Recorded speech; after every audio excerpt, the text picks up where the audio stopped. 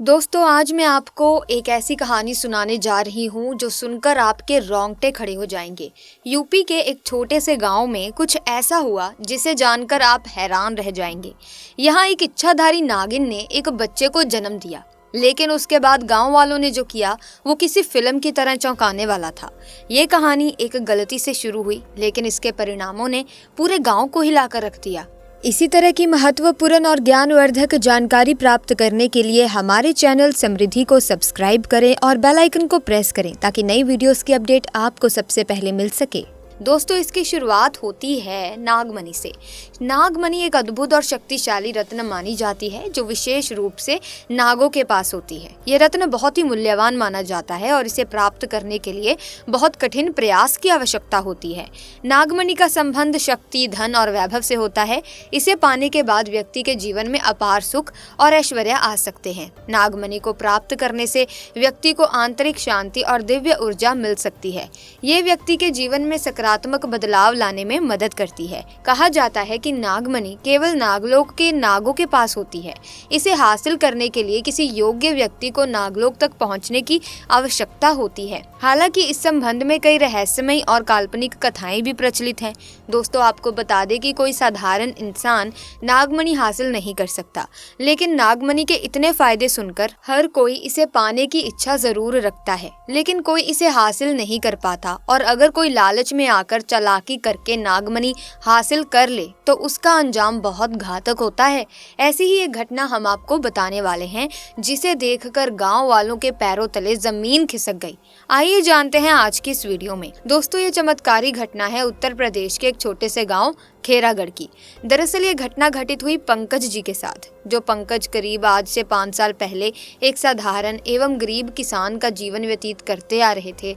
वो अक्सर जंगल में अपनी बकरियां चराने जाया करते थे और खेती बाड़ी का भी काम करते थे।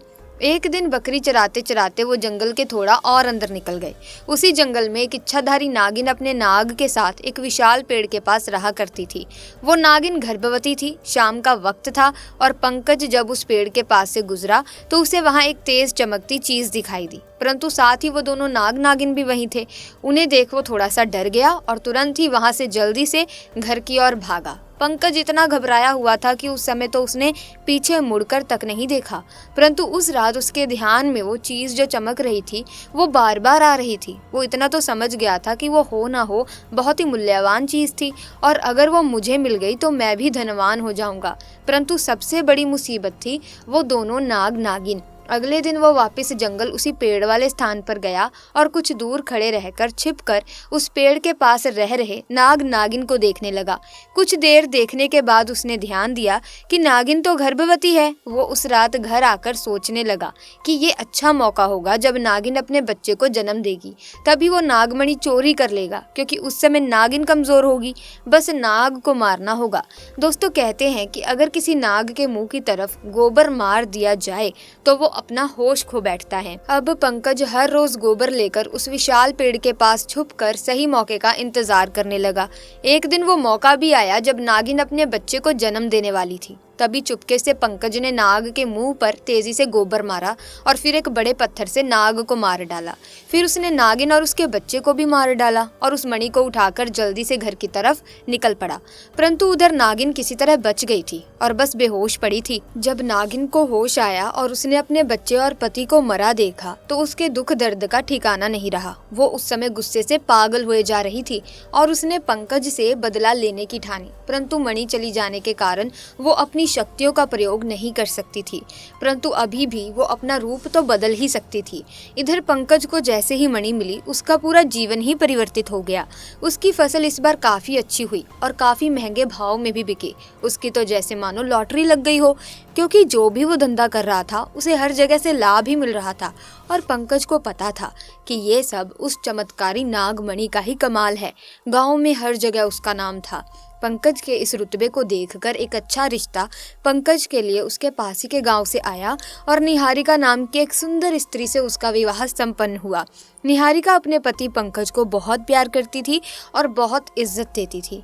दोनों एक दूसरे का कदम कदम पर साथ निभाते उनकी जोड़ी गांव में मिसाल बन चुकी थी। उधर नागिन भी एक पुरुष का रूप धारण कर कुणाल नाम से पंकज के यहाँ उसका मुंशी बन गया और पंकज का विश्वास जीतने लगा।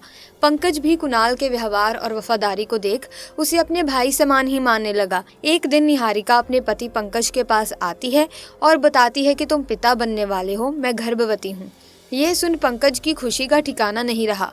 उस दिन वो खुद अपने मुंशी कुणाल के पास गया और बोला कि देखो कुणाल, मेरा कोई भाई नहीं है, परंतु जब से तुम्हारा साथ मिला है तुम मेरे सगे भाई से भी कहीं अधिक बन चुके हो। आज मैं बहुत खुश हूँ, इसीलिए आज मैं अपनी पत्नी और तुम्हें एक खास जगह ले जाना चाहता हूँ, क्योंकि मेरा इस दुनिया में तुम लोगों के सिवा कोई नहीं है।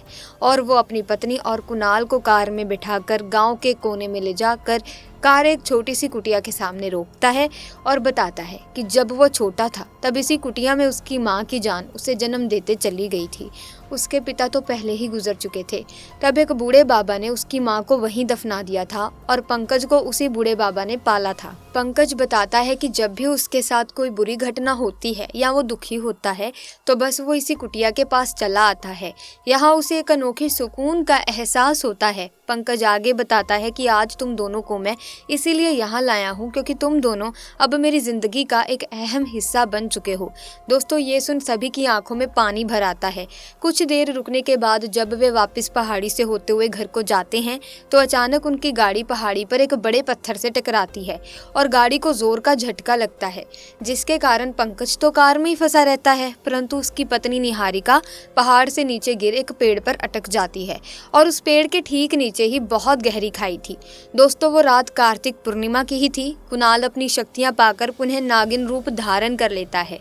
पंकज कुणाल को देख चौंक जाता है क्योंकि कुणाल अब नागिन में पुनः बदल गया था। वो नागिन पंकज को बताती है कि कैसे ठीक इसी तरह वो भी इस स्थिति में फंसी थी जब पंकज ने उसका घर संसार लूट लिया था, उसके पति और बच्चे को मारकर, और आज मेरे पास बदला लेने का एक अच्छा मौका है।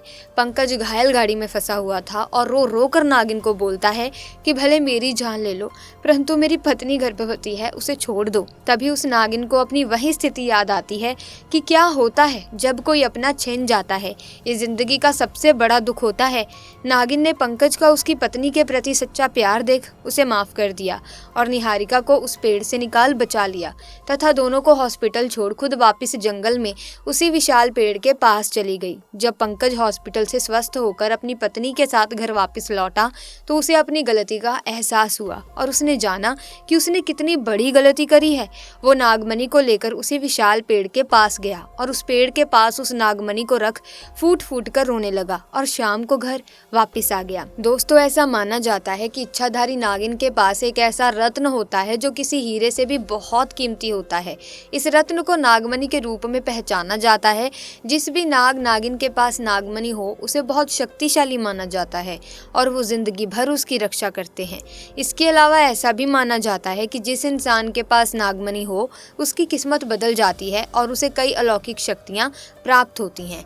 दोस्तों, कभी कभी इंसान लालच में इतनी बड़ी गलती कर बैठता है कि फिर उस गलती को कभी भी ठीक किया ही नहीं जा सकता, बस अंत में पछतावा रह जाता है। सो आज की वीडियो में बस इतना ही। आपको ये घटना कैसी लगी कमेंट्स में ज़रूर बताना।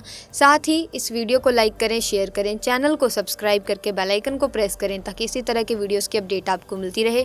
मिलेंगे जल्द ही, तब तक के लिए धन्यवाद। हर हर महादेव।